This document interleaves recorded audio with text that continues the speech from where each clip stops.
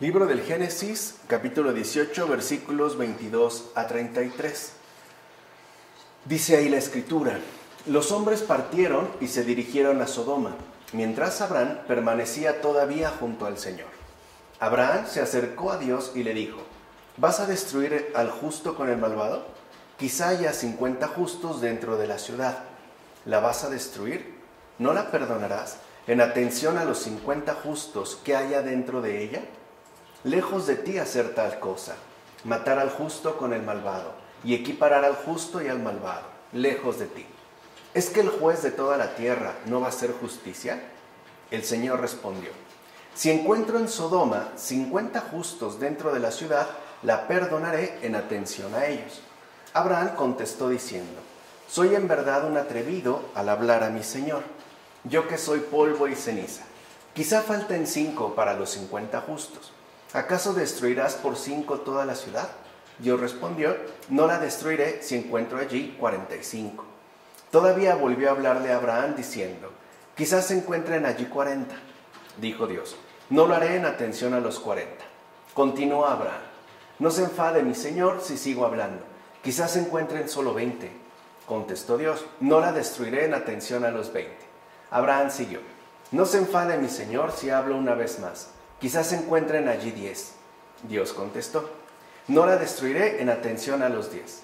Cuando terminó de hablar con Abraham, el Señor se marchó y Abraham volvió a su lugar.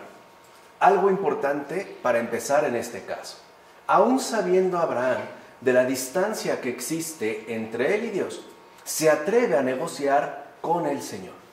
Y esto es parte fundamental del atrevimiento de la fe. O sea, también hay que ser atrevidos con el Señor, porque Él busca establecer con nosotros una relación de confianza que no quede, digamos, limitada a formalidades ciertamente débiles. No, que también tengamos este atrevimiento con Él y que incluso, ¿no?, nos atrevamos, como Abraham, a establecer evidentemente una negociación siempre en relación a la salvación. Esto hay que tenerlo como muy presente, esta cuestión del atrevimiento de la fe, ¿no? No quedarnos paralizados de inmediato y no suponer que el Señor no busca incluso que nos esforcemos por procurar la salvación incluso de todos los demás, aun cuando la referencia o los elementos que se tengan sean ciertamente reducidos. Ahora, el número 10 es el límite máximo al que puede llegar Abraham, ya que por debajo de tal número Dios solamente salvará a algunos individuos, como Lot, por ejemplo. O sea, más allá, digamos, más abajo de 10, ya la situación cambia y entonces pasaría solamente a la salvación de algunos pocos, como sucede con Lot. En todo caso, a través del diálogo dado entre Dios y Abraham, se nos invita a no dejar de insistir a Dios por la salvación de todos a partir de unos cuantos. Ahí es donde se ve el atrevimiento. O sea, lo que esperamos es la salvación del mundo entero, aun cuando esta salvación se remita solamente a unos cuantos. Entonces, de hecho, es lo que nos expone en este caso la Biblia: negociar con Dios significa suplicar y rogar a favor de los demás. Ahí es donde se daría ya de manera muy clara y ciertamente muy incisiva este atrevimiento de la fe.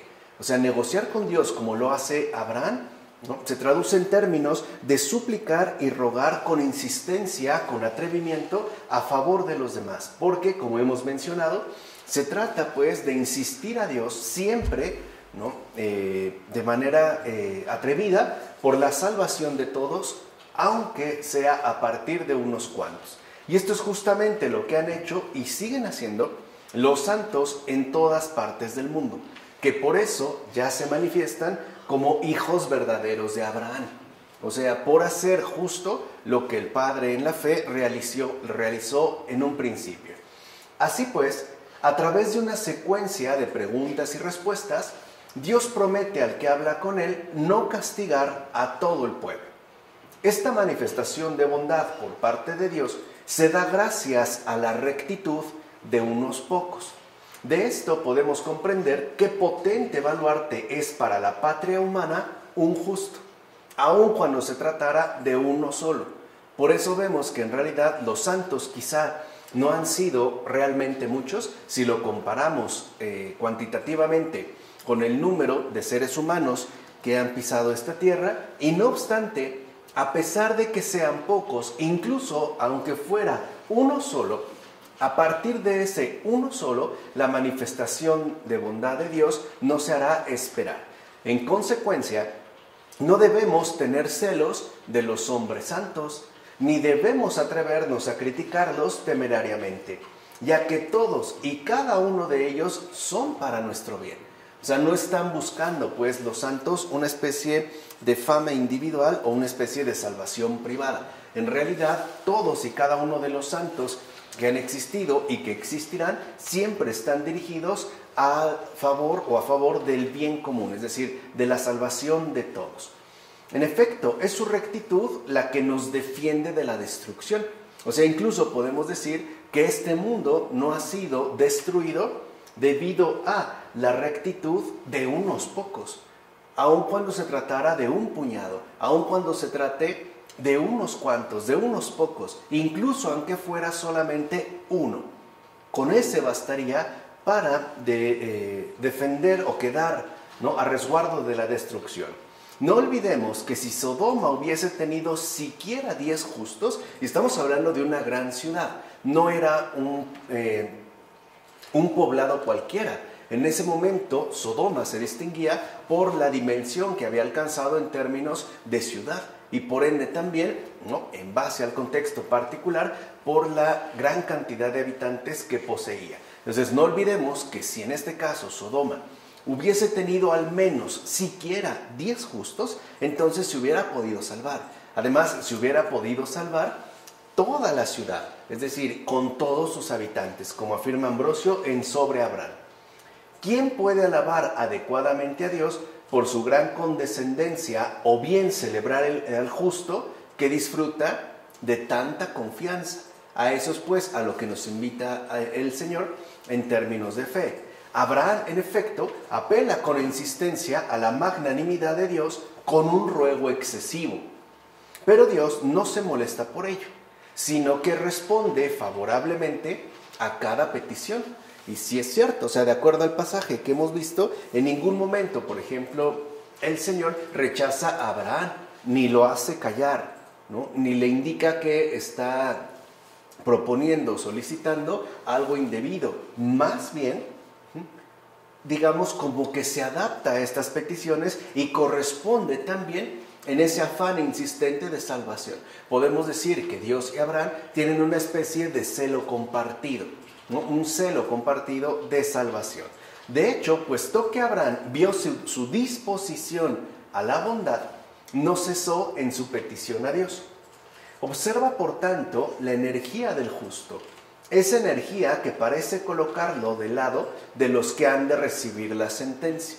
O sea, no se mantiene como alguien aparte, sino que por el contrario se involucra de lleno en ese destino compartido, ¿no?, claroscuro, que hoy en día llamamos a grandes rasgos humanidad. ¿O no es verdad que Abraham intentó sustraer al pueblo de Sodoma del castigo que iba a caer sobre ellos? Y eso, tengamos en cuenta que Abraham no vivía en Sodoma. Él de hecho estaba aparte de esta ciudad. Esto se debe a que la bondad de Dios, como bien sabe Abraham, va más allá de todo lo imaginable. Ahí es donde apelamos, pues, e insistimos en esta cuestión tan fundamental del atrevimiento de la fe. Ya dijimos, ¿no?, suplicar, rogar, pedir con insistencia, ¿no?, la salvación del mundo entero. Y es en esta misma línea, es decir, según este celo, donde la bondad de Dios se dispara. O sea, no puede ser, digamos, referida a un cierto marco en particular, sino que incluso iría más allá de todo lo imaginable.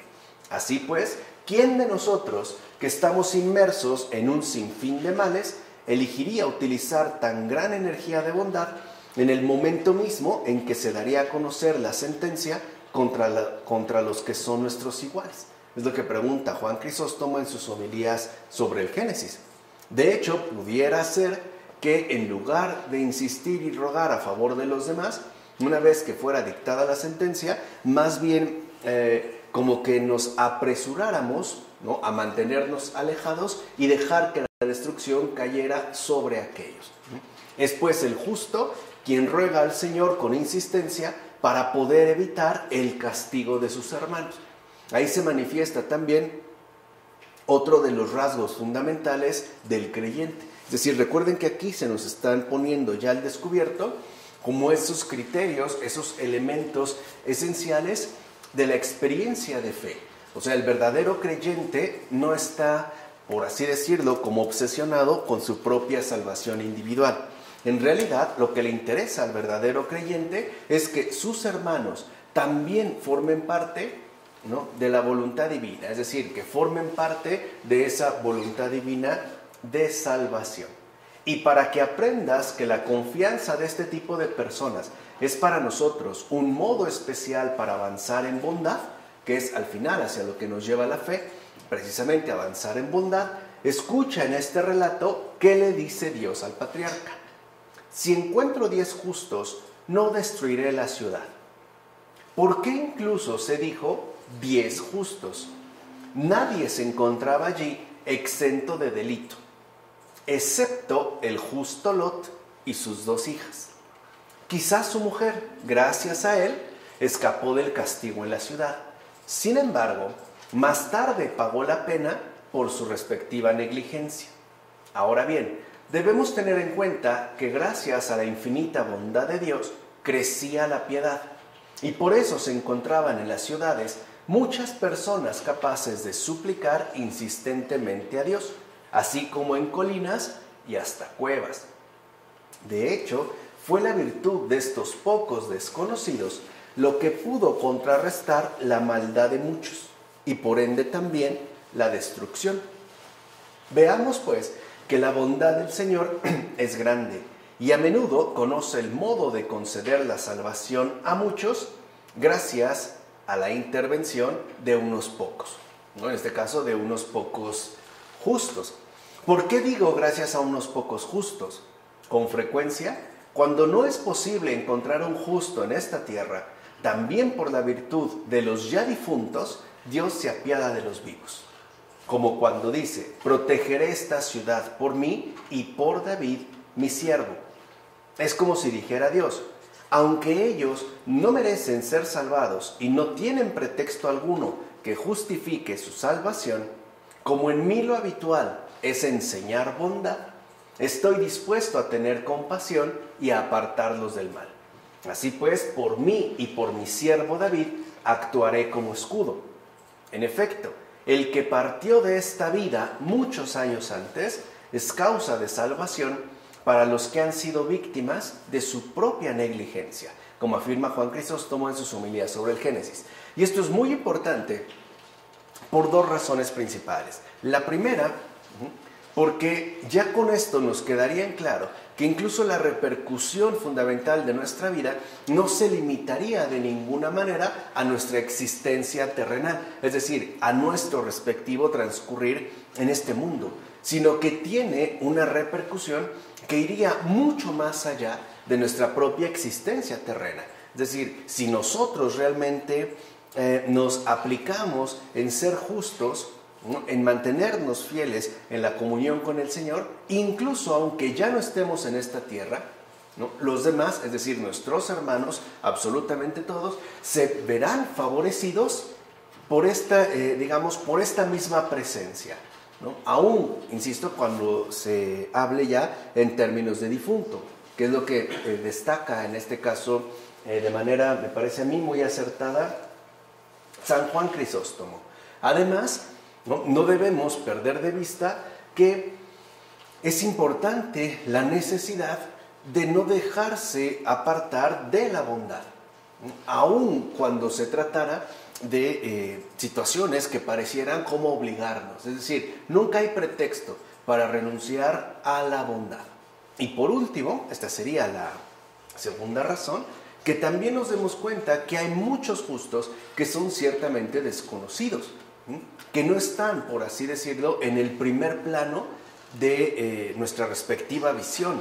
De hecho, no aparecen. Pero esto no significa que no tengan una rectitud ante el Señor y que incluso se presenten como verdaderos intercesores, ¿no? De ahí pues que a lo mejor habrá algunos justos que les corresponda ser, por así decirlo, conocidos, y habrá al mismo tiempo otros justos cuyo perfil sea más bien de anonimato. En consecuencia, ¿no?, este es, digamos, como el punto fundamental que aquí nos interesa destacar. Vivos o difuntos, estamos llamados a ser siempre promotores de salvación.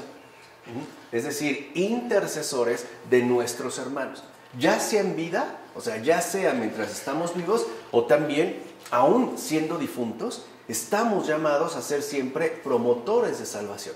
Y aquí se encontraría el sentido profundo de la vida humana, que, repito, no solo se remite a un acontecer terrenal, sino que tiene una implicación inmensa, ¿no? El ser verdaderos intercesores de nuestros hermanos.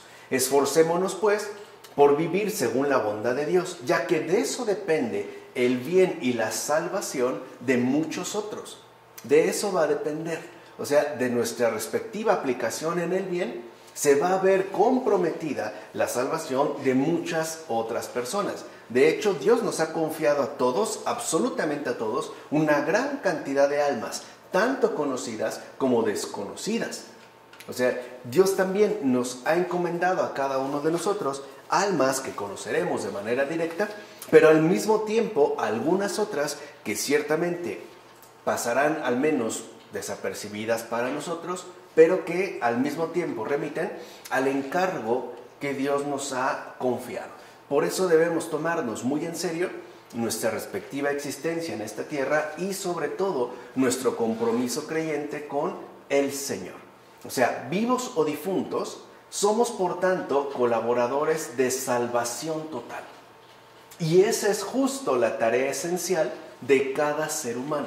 Eso es de hecho, ¿no?, lo que el mundo contemporáneo parece haber querido omitir por completo. El querernos convencer de que nuestra vida, por ejemplo, no tiene una mayor repercusión que las exigencias de una individualidad ansiosa. No, en realidad, repito, vivos o difuntos, somos por tanto colaboradores de salvación total. Y esa es la tarea esencial de cada ser humano. O sea, ni siquiera se trata de un perfil netamente creyente. O sea, no es que esto se remita, por ejemplo, de manera particular al cristiano. De hecho, por eso es que podemos hablar, por ejemplo, de buenos budistas o de buenos musulmanes, o hay buenos judíos. Incluso también podemos hablar de buenos ateos.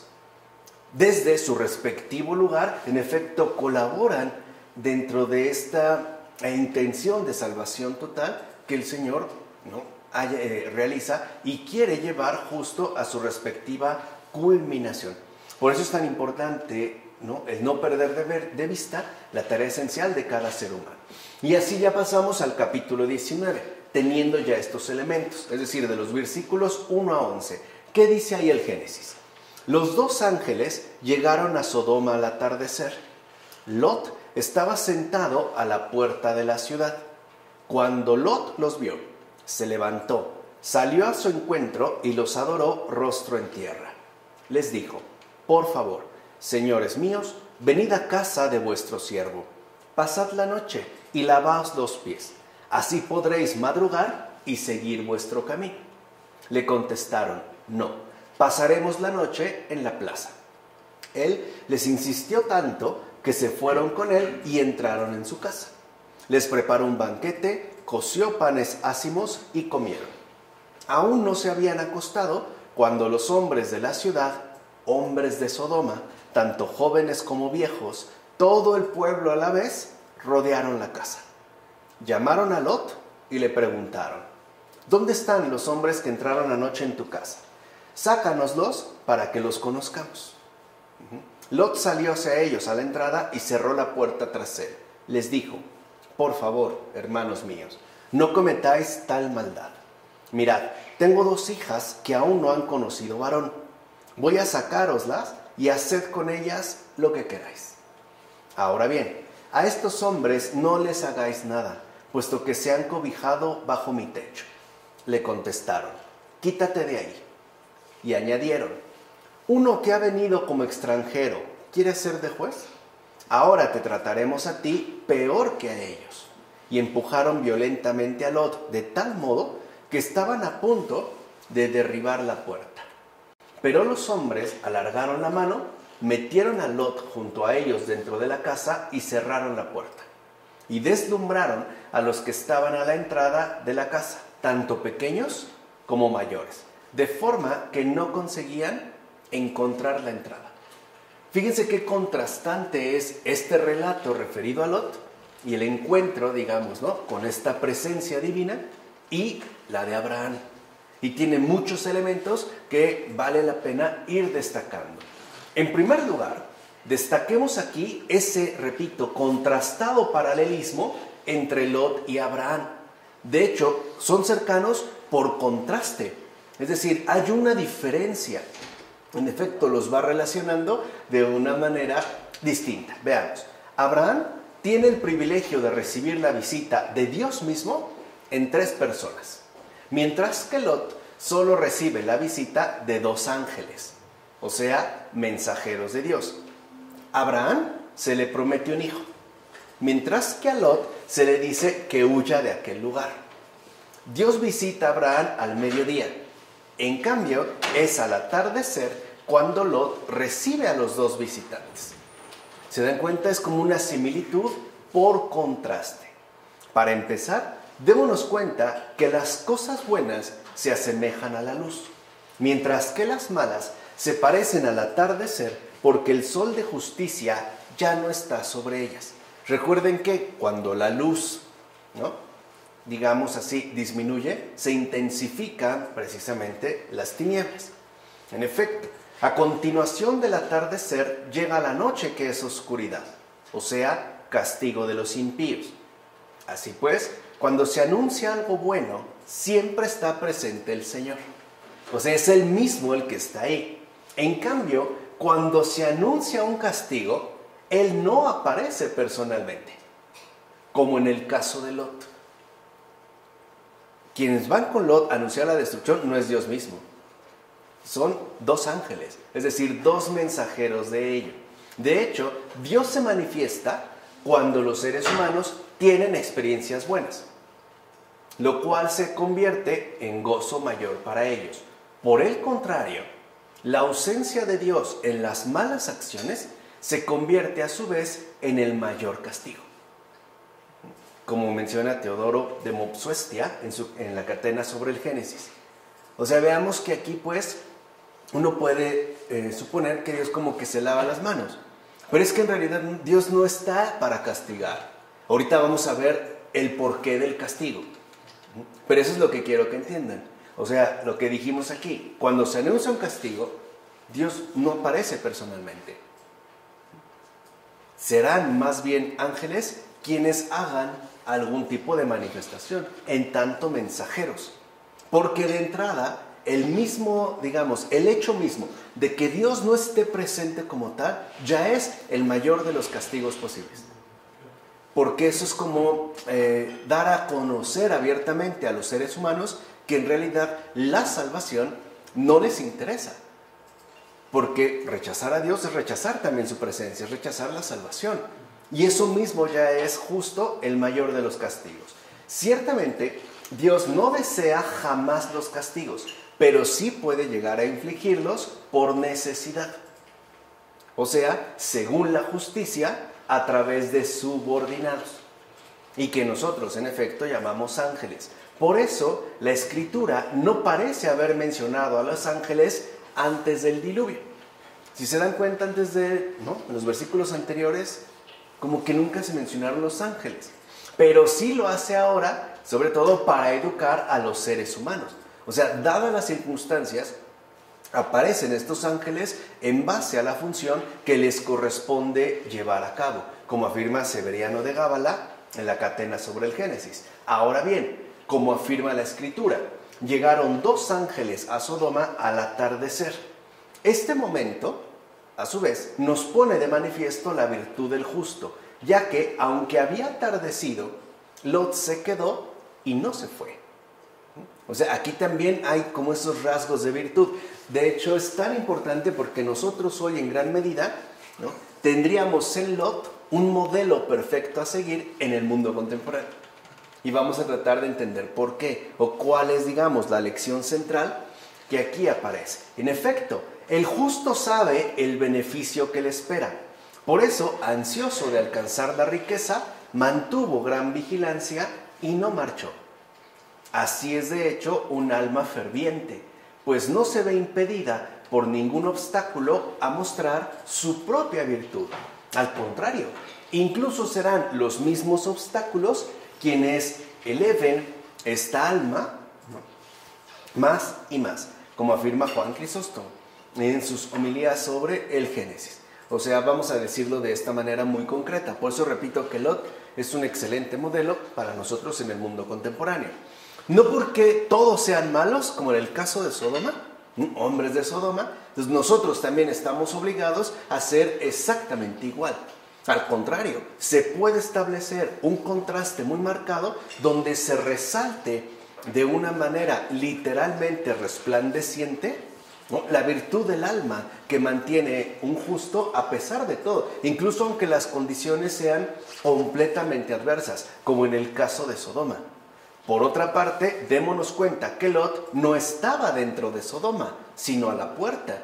Recuerden que antiguamente, ¿no?, las ciudades estaban ciertamente fortificadas, de tal manera que se abrían las puertas para que pudiese haber un tránsito de día y llegado el momento del atardecer, sobre todo al anochecer, se cerraban para evitar algún tipo de problema interior. Bueno, aquí como se menciona, por ejemplo, Lot no está en Sodoma, pero no dentro de Sodoma. Está, digamos, justo a la puerta, por así decirlo, a la entrada. Lo mismo que Abraham, su familiar e imitador de sus costumbres, está observando a los transeúntes para ofrecerles hospitalidad, aunque ya se hubiera hecho tarde. O sea, esto ¿qué menciona entonces la Escritura? Que Lot no ha perdido, y de hecho no lo ha perdido porque lo aprendió de Abraham, ¿no?, su tío, el interés por los demás. ¿Entiendes? O sea, por eso, aunque todos están en lo suyo, él no. Quiere decir que ya está en Sodoma, pero no ha caído por completo, no se ha sodomizado, pues, ¿no? Aquí sí es de una manera literal. Ahora, ¿por qué? Porque Lot conocía bien la impiedad de los sodomitas y por tanto sabía que allí no existía descanso alguno para los peregrinos. O sea, en Sodoma no existía la posibilidad, ¿no?, de que se diera lo que él sí buscaba ofrecer, como menciona Orígenes en las selecciones sobre el Génesis. O sea, ahí es donde él está mostrando que el alma, a pesar de toda adversidad, a pesar de que los sodomitas sean prácticamente todos los demás, no obliga al alma a conservar la virtud. Porque en efecto aquí ya se nos refleja que lo que él busca ofrecer, los demás no van a darlo, pero alguien tiene que hacerlo, ¿no? O sea, en pocas palabras, si todos hacen el mal, ¿quién va a hacer el bien? Alguno debe de quedar. Por eso les decía, Lot de verdad es como una gran luz para nosotros. Esto explica por qué Lot no esperó a que llegaran hasta él esos visitantes que vio venir, sino que de inmediato se levantó para ir a recibirlos. De hecho, con verlos acercarse, él se adelanta, también se levanta y corre a su encuentro. No se mete corriendo, no les da la vuelta, porque además eso es lo que él desea, poder ejercitar la virtud, ¿no? Y está, digamos, buscando la oportunidad para poder manifestarlo. Ciertamente, fíjense, no sabía quiénes eran, no sabe de quién se tratan, pero su deseo de hospitalidad no se vería defraudado. Aquí va el otro elemento que hay que entender bien, la cuestión de la hospitalidad, como afirma Juan Crisóstomo en sus homilías sobre el Génesis. O sea que, aún viviendo en Sodoma, aún viviendo en Ciudad de México, aún viviendo en cualquier parte del mundo, es posible conservar la virtud. Sí es posible. O sea, insisto, no hay pretexto, no hay excusa para volverse malo. No la hay. O sea, francamente, no la hay. Aun cuando viviéramos en las situaciones más adversas, o sea, aun cuando esto fuera la hipersodoma, aún así es posible conservar la virtud. Como de hecho lo expresaron claramente muchas almas en los campos de concentración. Tanto, ¿no?, los que realizaran los nazis como los campos de trabajo forzados que realizaran los soviéticos, es decir, el Gulag. En el Gulag, ahí también se ve que aún viviendo pues en el propio infierno, aun cuando la atmósfera se vuelve infernal, aun cuando el ambiente esté completamente intoxicado, aún así es posible conservar la virtud. Esta creo que es una lección, pero fundamental para nosotros en estos momentos. Dicho de otra manera, la corrupción del alma no depende absolutamente del entorno que nos rodea. O sea, no estamos absolutamente condicionados por las situaciones externas, los contextos de vida que ciertamente nos involucran. Al final no depende de ello.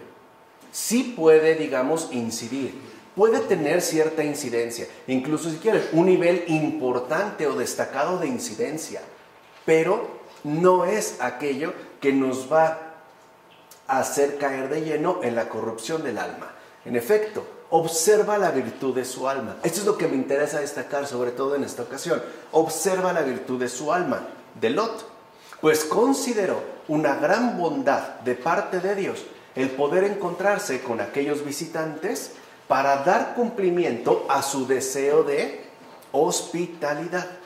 Y no me digas que lo hizo porque eran ángeles. Recuerda que ese justo no sabía quiénes eran en realidad. En todo caso, su situación era la siguiente.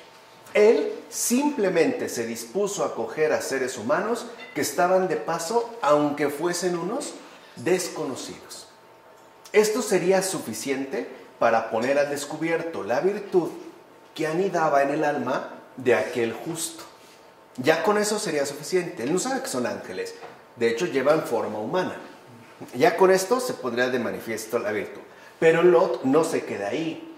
En efecto, incluso llama señores a aquellos visitantes y él mismo se denomina siervo.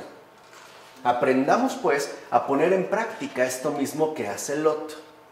Él, que gozaba de reputación y era conocido por todos, que disfrutaba de gran prosperidad. Él, el señor de la casa, a los viajeros, a los de apariencia sencilla, a los extraños, a los desconocidos incluso, a los que no pertenecían a su propia familia, los llama señores. Y les dice, deténganse en casa de su siervo y descansen. ¿Acaso, no, les ofrezco con esto algo especial? Por supuesto que no, ya que sus pies vienen cansados por el viaje y ya es tarde. Acepten pues este pequeño favor y no rehúsen mi ruego. Fíjense, o sea, en un gesto, ¿no?, tan ordinario que involucra una atención total a la realidad concreta del prójimo. Ahí empieza a verse realmente la hospitalidad. De hecho, cuando la hospitalidad desaparece del corazón, lo que a continuación va a ocupar su lugar es justo lo que aquí los padres también han llamado la corrupción del alma. Ahí es donde se experimentaría de manera bastante dramática esta respectiva corrupción. Y dense cuenta cómo aquí lo que interesa en Lot es ese deseo que nada ni nadie logra extinguir. Ese es, digamos, lo que dijimos, mantenerse firmes en la enseñanza del bien. Incluso cuando Lot vio que aquellos visitantes rechazaban su ruego, ¿se acuerdan que dijeron no? Pasaremos la noche en la plaza. No por ello abandonó de inmediato sus buenos deseos. Porque así somos nosotros. Es decir, no como Lot. No tenemos un alma virtuosa, sino un alma viciosa. Veamos por qué. Dice, no por ello abandonó de inmediato sus buenos deseos. Esto último sucede, ¿no?, o suele suceder, porque hacemos las cosas sin verdadera amabilidad. Y por tanto, desistimos a la primera. A veces, una mínima negativa recibida es suficiente para anular la invitación por nosotros ofrecida. Ay, ¿quieres comer? No, gracias. Ah, ok, ya. la libré, ya no hay más. O sea, en realidad no es amabilidad, no era hospitalidad, era una mera, digamos, conveniencia social. Era un protocolo, o sea, era una mera superficialidad. Pero sobre todo esto sucede porque creemos que tenemos excusa suficiente para decir que hemos hecho lo que estaba a nuestro alcance. No, pues yo le dije, no quiso. No, pues yo le ofrecí, no quiso ni modo. Allá, no, yo le dije que tal, no quiso, pues allá. O sea, ya tengo una excusa suficiente. Dice, no obstante, ¿cómo dices que has hecho lo que has podido? Más bien, dejas escapar la oportunidad fácilmente y pierdes el tesoro. Dices que hiciste lo que estaba a tu alcance. Por favor, de haber sido así, hubieras corrido tras la oportunidad y no hubieras dejado de insistir tan fácilmente.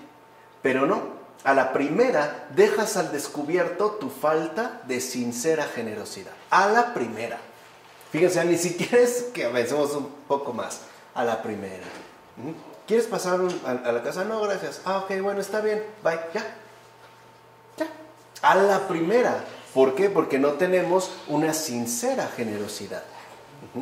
De hecho, tu supuesta hospitalidad es solo aparente. Incluso en las palabras que dices. Incluso en eso. O sea, en las propias palabras que mencionas, se pone de manifiesta tu hospitalidad falsa. O sea, esa supuesta hospitalidad que en realidad no reflejas en tu propia experiencia de vida. Que ya el Señor es lo que reveló abiertamente. Por sus obras los conoceréis. A este tipo de obras también se refiere. O sea, no solo son las obras en gran magnitud, sino a nuestro propio modo de vida que al final delata lo que verdaderamente trae cada uno de nosotros en su respectivo corazón. Nosotros quizá hemos ido perdiendo esta hospitalidad, pero todavía generaciones no tan alejadas de nosotros la tenían.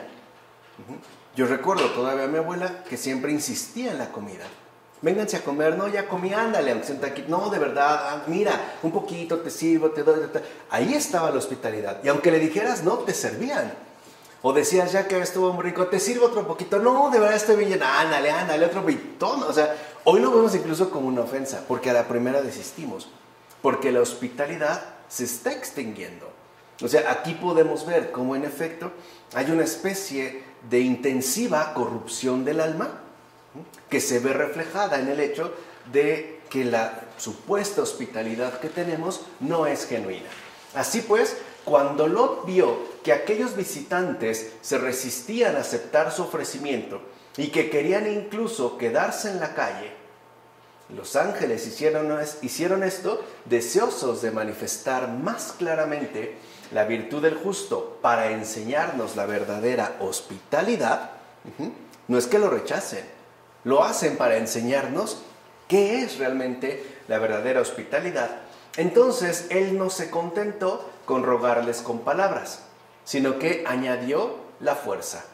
Por eso Cristo dijo lo siguiente: los violentos arrebatan el reino de los cielos. Esa es la violencia. Una violencia en la virtud, una violencia en la bondad. Pues como dice el texto, les forzó. Ahora, no es que los empujó, les forzó con la insistencia, la solidez de su respectiva virtud. Y en efecto así sucede. Cuando alguien te muestra una sincera hospitalidad, finalmente como que te ves forzado a aceptar. Dices, bueno, pero poquito, ¿eh? O sea, no puedes decir otra cosa, como que te amarra, pues, ¿no?, a esa situación de hospitalidad. Es como si incluso los condujera contra su voluntad. Al ver, pues, que no desistía en su empeño, se volvieron a él y entraron en su casa. Entonces les preparó un banquete y coció panes ácimos para ellos. Así también comerían antes de acostarse. ¿Ves entonces que la hospitalidad no se manifiesta a través de un lujo excesivo en los alimentos, sino en términos de una generosa actitud? Eso es lo que hoy en día está casi extinto. Una generosa actitud. En la experiencia cotidiana que nosotros tenemos, ¿no se dan muestras de esta verdadera generosa actitud que no necesariamente remitiría a un lujo excesivo en lo que ofrecemos? sino a la actitud que mantenemos. En efecto, este justo puso todo esmero en cuidar bien de aquellos visitantes, y eso que suponía que tales personas eran unos simples viajeros. O sea, eso de que para Lot no eran más que, digamos, viajeros que habían llegado a Sodoma, que necesitaban descanso, porque recuerden que en tiempos muy antiguos los viajes se hacían a pie, y a veces llevaban jornadas larguísimas de días, semanas e incluso hasta meses. Cuando llegaban a un cierto lugar, había personas que les ofrecían algún lugar para descansar, sobre todo para refrescar los pies, comer, beber, reponer las fuerzas, para que siguieran adelante su viaje. Esto todavía se mantuvo bien entrada la Edad Media. Por ejemplo, era común que en ciudades europeas, si alguna persona tenía su casa, lo que llamaríamos una casa, dejaba por lo regular una habitación encendida con una vela. Entonces, si iba un viajero, un peregrino, y veía la luz, significaba que ese lugar, lo que llamaríamos habitación, estaba disponible. Así fuera un lugar pequeño. Y siempre dejaban una jarra con agua, otra para que se pudiera lavar los pies, y a lo mejor un pedazo de pan. Estaba dispuesta. Cuando entraba el viajero y la ocupaba, apagaba la vela. Entonces ya no había lugar. Pero siempre se tomaba en cuenta. Es más, cuando se construían las casas, todavía durante la Edad Media, era muy común reservar un lugar para la respectiva hospitalidad, así fuera el granero, así fuera un lugar pequeño, para poder atender a los viajeros. Sí, pero también hay otras imágenes. También sabemos que esos dos señores eran Dios, porque eran tres antes, y era Dios, era símbolo de la Trinidad, que habían estado Abraham. Y esos dos son el Hijo, Jesús y el Espíritu Santo. Y aquí la casa de Lot se presenta como una iglesia, como una que recibe con esta hospitalidad lo que estás diciendo, y ofrece la Eucaristía, que es el pan. ¿Sí? Entonces, no creo que Lot estaba así como que tan ignorante de que quién eran tampoco, ¿no? Bueno, todo está bien, todo es correcto de una forma u otra, ¿no? Hospitalidad, ¿no? Pero la casa de Lot se presenta como la iglesia que ofrece la Eucaristía a Dios, ¿no? La comida que más agradable a Dios. Por eso le ofrece solamente un pan, no le ofrece otra cosa, porque ese es el pan, es el cuerpo de Cristo, ¿no? Y esta casa de Lot, esa casa hospitalaria, es la que recibe a los peregrinos en el mundo, ¿no? A nosotros, para darnos la salvación. Claro. Sí, o sea, acoge finalmente a los desconocidos, porque cualquier ser humano en esta tierra es un simple viajero, va de paso. Entonces no olvidemos entonces la siguiente: la nefasta costumbre de cometer injusticias e iniquidades contra todos los demás es justo lo que llevó a los sodomitas a cometer todo tipo de violencias y crímenes. O sea, la ausencia de hospitalidad es una especie de contagio nefasto que termina convirtiendo aquel lugar en una zona verdaderamente inhospitalaria. Hay pues una especie de costumbre malvada que tarde o temprano acarrea el funesto y perjudicial hundimiento de toda una sociedad. Y esto es como muy importante también de tener en cuenta. Esa especie de costumbre malvada, de frialdad, de indiferencia, de desprecio, de arrogancia, o sea, de corrupción del alma, que tarde o temprano a lo que va a conducir es al hundimiento total de una sociedad. Hoy lo vemos alrededor del mundo entero. No es solo que se remita, por ejemplo, a un lugar en particular. De hecho, acuérdense que la corrupción moral de las costumbres, tal y como dejara claro San Agustín en la Ciudad de Dios, es capaz de acabar con todo un imperio. Y si hay algo que hoy sobresale en cualquier parte del mundo, es precisamente la corrupción moral de las costumbres. Hoy también, por eso en gran medida, repito, como ya lo mencionó San Agustín, parece, llevar a que el mundo se esté cayendo a pedazos. O sea, no solo se trata de un incidente menor, algo que podría remitirse y pasarse por alto. No, tiene una gravedad incluso excesiva, porque esta corrupción moral de las costumbres, en efecto, es capaz de acabar con todo un imperio. Por eso en la Ciudad de Dios, San Agustín le dedicó los 11 primeros libros, y son 21. O sea, más de la mitad a demostrar eso, en el caso del Imperio Romano. Por eso la figura de Lot es precisamente de suma importancia para el mundo contemporáneo. O sea, en primer lugar nos deja en claro que a pesar de que el mundo esté corrompido, uno no tiene por qué ser parte de eso. O sea, no hay pretexto para sucumbir ante el mal. Al contrario, en situaciones verdaderamente dramáticas es donde se puede poner al descubierto la virtud que se posea en el alma. Aun cuando a lo mejor eso involucre el martirio, por ejemplo. Pero no hay por qué sucumbir ante el mal. Aun cuando, repito, las situaciones no fueran ciertamente favorables. Uno puede, pues, mantenerse. O sea, en pocas palabras, no porque el mundo, Sodoma, veámoslo de esta manera, esté echado a perder, entonces también debe extinguirse la presencia de Dios en este mundo. También la casa de Lot se presenta como la iglesia en medio del mundo corrompido, donde Dios va a hacer su entrada al templo para ofrecer el pan y para la salvación del mundo. Esa es otra figura también. Sí, que es lo que, digamos, esta es la primera parte y aquí lo que vemos es la continuación. O sea, justo, ¿no?, lo que aparece en los siguientes versículos. Veamos ahora. Esto es lo que ocurre, digamos, en la relación de la parte, ¿no?, la reacción que tienen los sodomitas ante la hospitalidad que ha mostrado Lot. Pero ahí no termina la cosa. Hay más. Veamos estos versículos que también son muy importantes. En este mismo capítulo 19, versículos 12 a 14. Entonces los hombres, estos dos ángeles, le preguntaron a Lot: ¿a quién más tienes aquí? A yernos, hijos e hijas, y a todos los que tengas en la ciudad, sácalos de este lugar, pues vamos a destruirlo, porque es muy grande el clamor ante el Señor contra sus habitantes y nos ha enviado a destruirlo. Lot salió y habló con sus yernos, los que iban a casarse con sus hijas, y les dijo: levantaos, salid de este lugar, porque el Señor va a destruir la ciudad. Pero a ellos les pareció que bromeaba. Ahí ya se ve, ¿no?, la línea que se viene manteniendo. Entonces, cuando la multitud, fíjense, cuando la multitud de los injustos es excesiva, las ciudades no sobrevivirán a causa de los justos. También los ateos piensan que la iglesia es una broma, y también piensan que la salvación es una broma. Claro. Esa broma es muy importante. Vivimos en el mundo de la broma, ¿no? Sí. Dios es una broma. Sí. Y lo vemos desde que el Señor se manifestó, ¿no?, y sus discípulos, que han hecho una y otra vez: gritar al mundo entero: salid de este lugar, porque el Señor va a destruir la ciudad. Hoy lo minimizamos diciendo que el mundo se va a acabar y lo tomamos a broma. Hoy en día, sobre todo que tenemos a la disposición los memes, ¿no?, como una buena salida para las bromas. Algunos muy ingeniosos, ciertamente, ¿no?, como si todo se prestara a broma. Pero aquí veamos que hay otro elemento fundamental que no podemos pasar por alto. Dijimos al principio, Dios evitará la destrucción cuando en efecto, ¿no?, se mantengan algunos justos.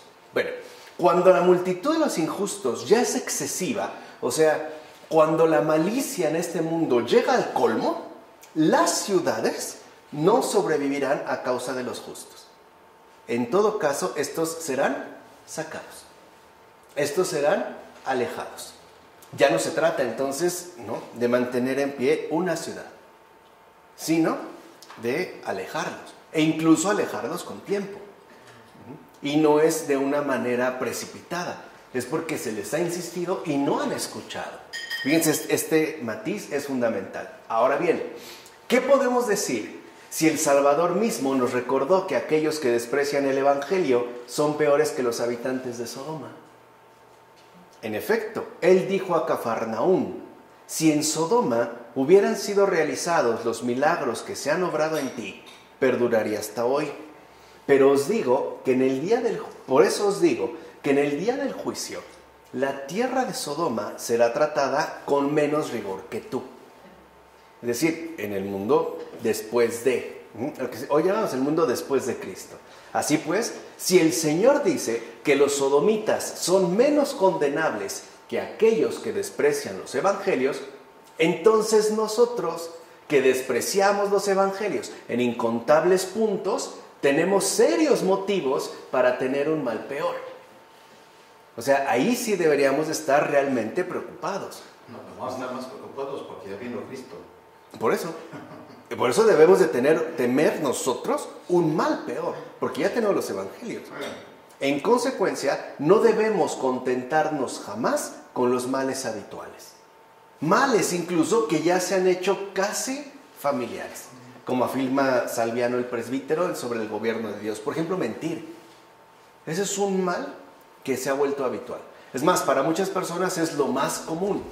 Estamos convencidos, porque aparte somos incoherentes, ¿no? O sea, muchos de nosotros estamos completamente convencidos de que todos mienten. Pero cuando me mienten me rompen el corazón. Pues no que todos mienten. O sea, si ya estoy convencido que todos mienten, no me tomaría absolutamente nada en serio. O sea, uno de los problemas graves que se dan en este caso es que la maldad se vuelve familiaridad, como si fuera algo realmente de lo más común, ¿no? Que hoy vivas con inseguridad, que te estén a lo mejor asaltando o que te estén agrediendo, ¿no? Que te estén matando bajo cualquier circunstancia, se vuelve una especie de normalidad insana, ¿no? O sea, hoy en realidad no podemos hablar de una normalidad, más bien tendríamos que hablar de una anormalidad, o como decía el gran Emmanuel Mounier, de este desorden establecido, que hoy en gran medida es como incuestionado. Y uno de los peores males habituales que están muy arraigados en nosotros, que ya se han vuelto muy familiares, es tomarnos a broma el Evangelio del Señor. Tomarnos a broma la obra de Dios en esta tierra, hecha por nuestra salvación.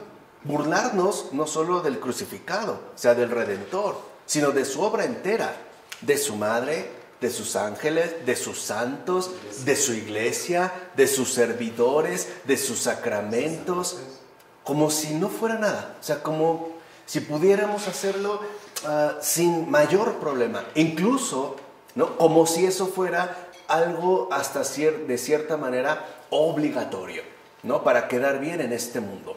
Es decir, en este mundo donde ya, ¿no? La malicia ha llegado también a extremos insospechados. A lo mejor nos asusta Sodoma, nos da una idea, pero creo que hoy la situación es mucho peor, sobre todo por esa familiaridad de los males habituales.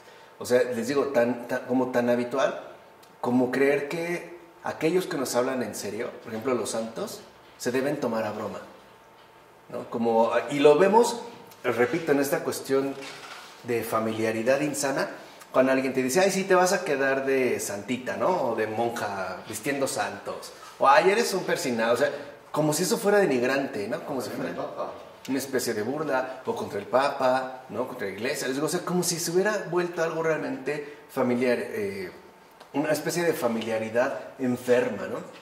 Sí, por eso cuando el Epulón, el rico, y Lázaro el pobre, le dice a Cristo, tienen a Moisés y a los profetas, con eso ya basta. ¿Sí? O sea, no necesitarían más. No tendrían por qué realizar otra cosa. O sea, esta es corrupción del alma. ¿Se entiende? O sea, cuando nosotros ya nos contentamos con males habituales y no tenemos una especie de fervor interno porque esto no se siga extendiendo. O sea, por lo menos no en mí. Al menos no en mi corazón. Tal vez yo no puedo cambiar el mundo, pero sí puedo esforzarme para que el mundo no me cambie a mí. O sea, yo no puedo obligar a que los demás no se burlen de Dios, pero al menos sí puedo esforzarme en que yo no lo haga. Eso sí, o sea, no habría pues ciertamente excusa, ¿no? Por eso, repito, no debemos contentarnos jamás con los males habituales, jamás. Males que ya se vuelven casi familiares. Por cierto, entre tanta degradación, la nefasta familiaridad con los males provoca incluso que se burlen de aquellos que ciertamente la denuncian. Hoy, por ejemplo, los que defienden la vida son objeto de burla. Como si eso fuera ahora lo equivocado, ¿no? Cualquier objeto de burla, el creyente burla, ¿no? O sea, aquí es donde vemos ya como los efectos mucho más evidentes de esta degradación excesiva, ¿no? O sea, el grado o al colmo al que ha llegado, pues, tanta degradación. De hecho, a los adeptos a los males habituales, la amenaza de destrucción les parece una broma que para nada debe tomarse en serio. Ahí se ve dónde están. Ahí se ve su adopción. Como si no debiéramos hablar de eso, ¿no? No, hombre, eso no te preocupes. Eso no va a suceder, eso no va a cambiar, eso no va a ocurrir. Como si fuera algo que no debería ciertamente tomarse en serio. Pero lo que sí no debe tomarse en serio, eso sí se lo toman demasiado en serio. Por ejemplo, el qué dirán los demás, o el cómo voy a quedar con tal cosa, ¿no? O cómo voy a poder realizar determinado proyecto. O el aborto. ¿No? O el aborto, eso sí me lo voy a tomar tan en serio, ¿no? Que incluso quiero que sea algo legal y un derecho atribuido, eso sí. Pero si alguien se opone, entonces será objeto, pues, de burla. Así llegamos a los versículos 15 a 23 de este capítulo 19. Al amanecer, los ángeles apremiaron a Lot diciéndole: levántate y llévate a tu mujer y a tus 2 hijas que se encuentran aquí. No vaya a ser que perezcas en el castigo de la ciudad. Él se retardaba, y entonces aquellos hombres los agarraron de la mano a él, a su mujer y a sus 2 hijas, en un acto de misericordia del Señor hacia él. Aquí, por ejemplo, se nota que ángeles son hombres. Sí. Es Jesús y el Espíritu Santo. Sí. Antes los 3 eran Padre, era la Trinidad. Aquí quedan Jesús y el Espíritu Santo, según mi interpretación. Sí, ahí como que estarían, digamos, los dos, ¿no? Aquí le caen los padres. Son ángeles, pero son hombres. Sí, tienen esta apariencia claro, humana de cercanía, ¿no? Entonces, le sacaron y le colocaron fuera de la ciudad. Y cuando lo sacaron afuera, uno le dijo: huye por tu vida. No mires atrás, ni te detengas en toda la vega. Huye a la montaña, pues si no, perecerás. Lot les contestó: no, por favor, mi señor. He aquí que tu siervo ha hallado gracia a tus ojos, y ha sido grande la misericordia que has tenido conmigo al salvarme la vida. Pero no podré huir hasta la montaña sin que me alcance la desgracia y muera. Mira esa ciudad. Está cerca para refugiarme allí y es bien poca cosa. Huiré allí, bien poca cosa es, y salvaré la vida. Él le dijo: mira, te acepto también esta petición de no destruir la ciudad de la que hablas. Date prisa, huye allí, pues no puedo hacer nada hasta que llegues. Por eso aquella ciudad se llamó Zoar. Salía el sol en el horizonte cuando Lot llegó a Zoar. Cabe destacar lo siguiente: los ángeles cuidan de Lot en cumplimiento de su misión. En efecto, deben sustraerlo en consideración a su hospitalidad de la destrucción inminente. Oíd esto, los que cerráis las puertas a los peregrinos. Lot vivía en Sodoma, y en la Escritura no se menciona ninguna otra acción buena que asimismo fuera suya. Ninguna otra. En efecto, de él solo se recuerda la hospitalidad practicada. Y solo por eso escapa el incendio. Es decir, por el simple hecho de haber abierto su casa a los huéspedes aparecidos. Así pues, los mismos ángeles entraron en la casa hospitalaria, pero el fuego entró en las casas cerradas a los huéspedes. Veamos pues qué dicen los ángeles a Lot a cambio de sus oficios de hospitalidad. Pon a salvo tu vida en el monte, no vayas a ser apresado. Ciertamente, Lot era hospitalario, pero no era tan perfecto como para poder subir de inmediato al monte al salir de Sodoma. Tenía que pasar por el purgatorio. ¿O acaso no es propio de los perfectos decir: he levantado mis ojos a los montes, de donde me vendrá el auxilio? Como se menciona en el Salmo 121, versículo 1. Así pues, Lot no era tan malo como para perecer entre los sodomitas, pero tampoco era tan grande como para poder habitar con Abraham en lugares más elevados. Sí, y eso lo demuestra porque él escoge su lugar. Está en un estado intermedio. Él sabe su lugar, escoge su lugar en su vida anterior. La mayoría de nosotros estamos así. Ni tan malos para ser condenados, pero ni tan buenos para ya considerarnos santos. Por eso les decía que también es una figura que habla mucho, ¿no? Por consiguiente, Lot ocupaba un lugar intermedio entre los perfectos y los perdidos. Ahora bien, sabiendo que no tenía fuerzas para subir al monte, se excusa respetuosa y humildemente diciendo: no puedo ponerme a salvo en el monte, pero he aquí que esta ciudad es pequeña, y entrando en Zoar se salva. Ya después subió al monte con sus hijas, pues no era posible que pudiera subir directamente al salir de Sodoma. En consecuencia, puede decirse entonces que Lot tuvo que atravesar un restablecimiento previo, como menciona Orígenes en sus homilías sobre el Génesis. Y en efecto, suele suceder que la salvación atraviese una especie de paso intermedio donde sea posible adquirir las fuerzas necesarias para subir a lo alto. Y ojo, tanto aquí en vida como después de la muerte. De hecho, en gran medida aquí esto ya nos hace comprender el porqué del purgatorio. Una especie de paso intermedio donde podamos estar en condiciones de acceder a lo alto, o lo que hoy nosotros llamamos cielo. Pero no solo se remitiría en efecto a lo que nosotros llamamos purgatorio, sino que de igual manera se refiere a este proceso de maduración y crecimiento que en esta vida podemos llegar a experimentar en términos de conversión. No es que uno pueda acceder de inmediato a la cima. De hecho, hay personas, por ejemplo, que cuando escalan altas montañas lo tienen que hacer por partes.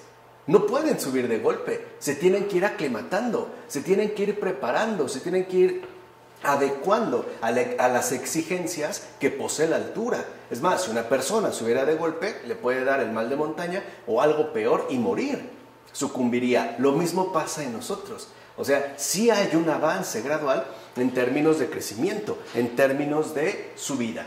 Así pues, huyamos como Lot, el cual estaba más temeroso de los pecados de los sodomitas que del castigo anunciado. O sea, a Lot lo que realmente le preocupaba no era el castigo, eran los pecados que habían como forzado el castigo. O sea, hoy lo que nos debe preocupar no es que el Señor castigue, lo que nos debe preocupar es qué pecados tan grandes están como obligando el castigo. ¿Se acuerdan cuando dijimos que hay un clamor de los pecados? Lo vimos la vez pasada. Hay un clamor. O sea, los pecados gritan, ¿no?, que deben ser asumidos según la justicia. Bueno, esto demuestra su piedad, pues huyó del contagio de sus pecados al cerrar su casa a los habitantes de Sodoma. En efecto, porque vivió entre ellos, no ignoraba sus pecados. De hecho, reprobaba sus crímenes. Es más, puede decirse que ni siquiera les prestó atención, ya que a través de su ira claramente rehuyó de todo eso. O sea, los conocía, pero no estaba pegado a ello. Al contrario, se había mantenido al margen, aun cuando viviera en la propia Sodoma. Y en cuanto tiene la oportunidad de largarse de ahí, de forma literal, lo hace. O sea, no siente ningún pesar por lo que está dejando atrás. Por lo tanto, huye como Lot. Es decir, como aquel que se aparta de los vicios y para nada comparte las malas costumbres de sus conciudadanos. Huye pues como aquel Lot que no vuelve la vista atrás ni siquiera con el pensamiento, ni siquiera con eso. Y por tanto, entra en la ciudad de arriba y no vuelve ya a salir de ella. En consecuencia, huyes de verdad cuando tu corazón no sigue ya los consejos y opiniones de los pecadores. Huyes de verdad de la destrucción de Sodoma cuando tu ojo aparta su vista de las cosas embriagantes que tanto daño hacen. Huyes pues de verdad si tu ojo no se cierra ya a la pena ajena. Y asimismo huyes para que tu lengua sea verdadera y hable solo la verdad. Ahora entienden lo que es huir de Sodoma. Salir, ¿no?, huyendo de Sodoma. Naturalmente, huyes también cuando ya no respondes a la imprudencia del insensato y cuando en verdad huyes de los falseamientos de los ignorantes, ya que uno se pierde con facilidad con malos guías. Es bien fácil. Así pues, si quieres huir de verdad, camina lejos de sus consejos. Cuidado con ello. O sea, recuerden, estamos en Sodoma. Lo importante es si realmente nos hemos sodomizado o nos hemos mantenido en la puerta. aun cuando tengamos trato con nuestros respectivos compañeros de infortunio, ¿no? Como menciona Ambrosio en Sobre la huida del mundo. En síntesis, cuando uno abandona la tierra de la maldad, el amplio territorio del mal, encontrará al Señor. Entonces el Señor hablará con él y hasta éste tendrá la valentía y la confianza para pedir lo que desea. ¿No es lo que hizo Lot? No dijo, allá no, puede pasar esto, mejor dame chance aquí, permíteme esto, y se le ha concedido. Entonces, repito, el Señor hablará con él, ¿no? Y hasta éste va a tener la valentía, la confianza para pedir lo que desea, como afirma Cirilo de Alejandría en esta catena sobre el Génesis. Por consiguiente, no cabe duda que grande es la magnanimidad de Dios. El que todo lo puede dice, no puedo hacer nada hasta que no entres allí. Mira pues qué gran bondad la de Dios, ya que Él se apropia de la debilidad de su siervo y hasta sufre pacientemente su lentitud. Como afirma Cirilo de Alejandría, dicho siervo, este es figura, en cuanto tal, lento, débil, es la humanidad en su conjunto.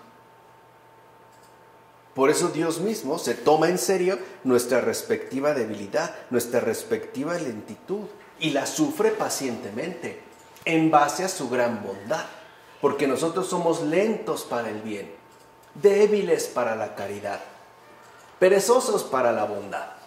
Lo podemos hacer, pero lento, como poco a poco, ¿no? Como si hubiese una especie de retraso, ¿no? Que no se apresura. No tenemos como esta celeridad en el bien. No tenemos como esta especie de respuesta casi instantánea, ¿no? Ante la necesidad ajena. Como que somos lentos, nos tardamos, vamos como a marchas forzadas, ¿no? Como que requerimos empujones. Bueno, Dios no importando, tomándose más bien muy en serio esta realidad, sufre pacientemente nuestra lentitud. Y así ya pasaríamos finalmente, ¿no?, a los versículos 24 a 28 de este capítulo 19. Entonces el Señor hizo llover sobre Sodoma y Gomorra azufre y fuego lanzados por el Señor desde el cielo.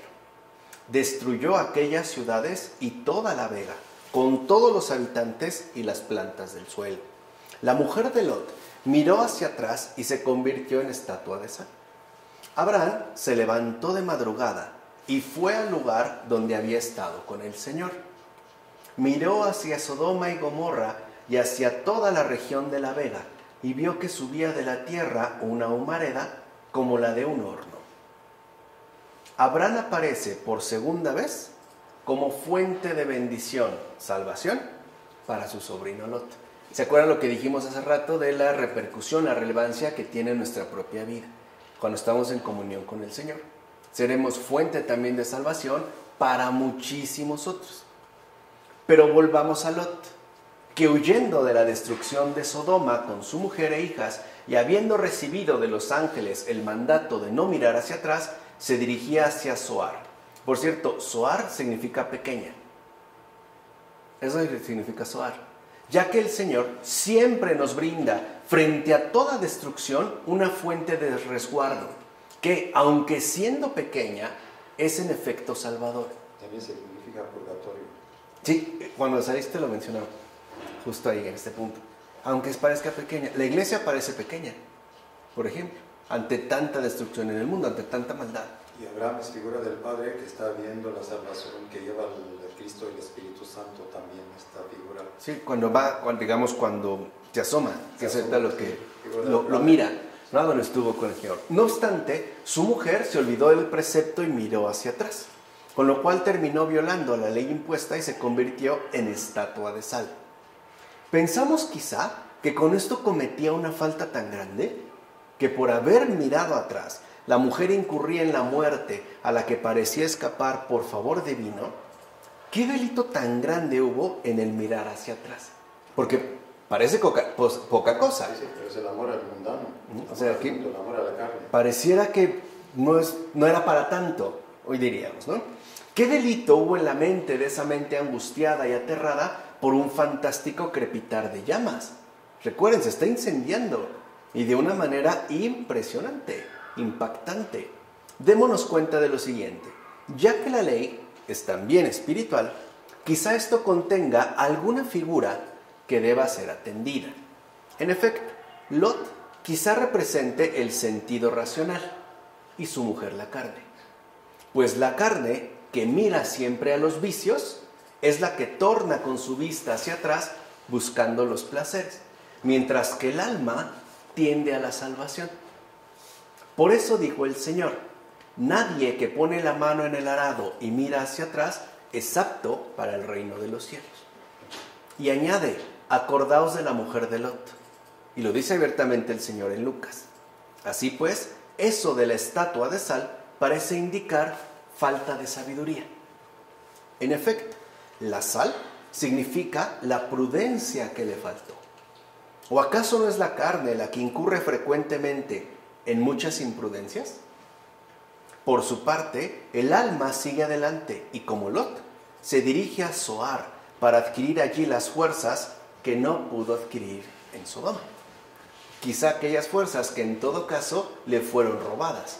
¿Cuántas veces quisiéramos mejorar incluso el entorno inmediato en el que estamos y pareciera que todos nuestros esfuerzos son inútiles? Nos roba las fuerzas. A veces sales muy animado y ves la actitud de los demás o tu propia reacción y te decaes. O sea, en serio, la ciudad te roba las fuerzas. Por eso mucha gente necesita su casa de campo o por lo menos algún retiro, ¿no? Salir afuera para reponerse, ¿no? Luego, ya subió al monte, donde vivió, como dice la Escritura, él y sus 2 hijas con él, como afirma Orígenes en sus homilías sobre el Génesis. En síntesis, y ya con esto terminamos hoy, mirar voluntariamente hacia atrás, es decir, mirar voluntariamente hacia la maldad del mundo, nos paraliza e inmoviliza. No te permite avanzar. Y es justo lo que nos impide seguir adelante en nuestro camino hacia lo alto, el cielo. Y ese es un riesgo permanente al que cada uno de nosotros, mientras estemos en esta tierra, tendremos que afrontar. No una vez, muchas y muchas y muchas veces. Cuando uno efectivamente voltea o pone su atención de manera voluntaria en la maldad de este mundo, uno queda como paralizado. Uno por lo menos se tambalea y duda. Uno se pregunta: ¿estaré haciendo lo correcto? ¿Valdrá la pena seguir en el bien? No, más bien tendría que, y esto ya te paralizó. O sea, te empieza a convertir en estatua de sal. Empieza a manifestarse esta especie de dureza que no te permite tener la agilidad de seguir hacia adelante. Por eso es tan importante que nosotros entonces entendamos que en efecto lo que el Señor nos ha querido revelar a través de sus Escrituras no es un juego, va en serio, y va muy en serio, en orden a la salvación. Por eso les digo, mentes tan brillantes, por ejemplo Orígenes, ojalá en algún momento demos algo sobre Orígenes en particular, que ha causado como polémica, creo que mucha mala interpretación, ¿no?, sobre su figura, pero creo que es una figura luminosa, ¿no? Se dieran cuenta de que ahí había algo muy importante que tendría que ser rescatado. O sea, una voz que atraviesa todos los tiempos, una voz dirigida a cualquier generación, bajo cualquier circunstancia, una luz pues que guía en las tinieblas. Por eso para nosotros es tan fundamental el seguir hacia adelante siempre, ¿no?, en nuestro camino hacia lo alto. Nuestra meta es el cielo, ver el monte, ¿no? Y tenemos que elevar la mirada. Por eso hasta en la celebración litúrgica se dice sursum corda, o sea, levantemos el corazón. Lo que debemos tener ante la vista literalmente es el monte, es la altura donde Dios nos espera, y no estar como desgarrados tratando de mirar hacia atrás, de donde de hecho, ¿no?, se nos ha hecho salir debido a la destrucción inminente. Bueno, vamos a dejarle hasta aquí. Ya la siguiente ocasión continuamos. En nombre del Padre, del Hijo, del Espíritu Santo. Amén.